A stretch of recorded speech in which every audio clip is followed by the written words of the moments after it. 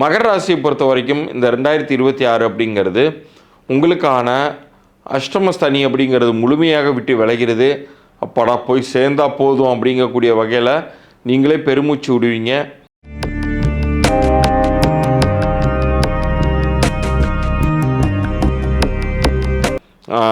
அஷ்டம சனி அப்படின்னு சொல்லிட்டேன். 7.5 சனி. இந்த 7.5 சனி அப்படிங்கிறது ஒவ்வொரு கட்டமாக நகர்ந்தாலுமே கூட, அது இப்போ கும்பத்தில் நின்றாலுமே கூட உங்களுக்கு மகரத்துக்கு ஒரு எஃபெக்ட் கொடுத்துக்கிட்டு இருந்திருக்கும். ஆனால் வாக்கியப்படி அவர் இடம் பெயர்வது அப்படிங்கிறது வரக்கூடிய மார்ச் மாதம் தான் சனியின் நகர்வு அப்படிங்கிறது இருக்க போகுது. அது வரைக்குமே ரொம்ப ஸ்லோவான இம்ப்ரூவ்மெண்ட்ஸை தான் நீங்கள் எதிர்பார்க்க முடியும். தற்போது முழுமையாக நகர்ந்துருச்சு அப்படிங்கிற மாதிரி திருக்கணித பஞ்சாங்கம் சொல்லுது. ஆனால் வாக்கிய பஞ்சாங்கம் அப்படிங்கிறது ஏப்ரல் வரைக்குமே நீங்கள் வெயிட் பண்ணணும் அப்படின்னு தான் சொல்லுது.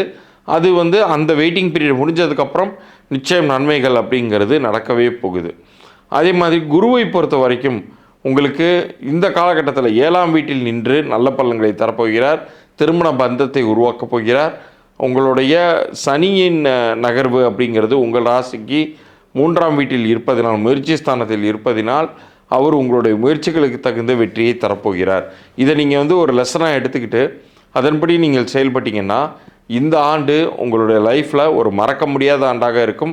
பெரிய பாசிட்டிவான ஒரு சூழ்நிலைகள் எல்லாமே உருவாவதற்கான நேரம் வந்துருச்சுங்கிறத உறுதியாக சொல்லலாம்.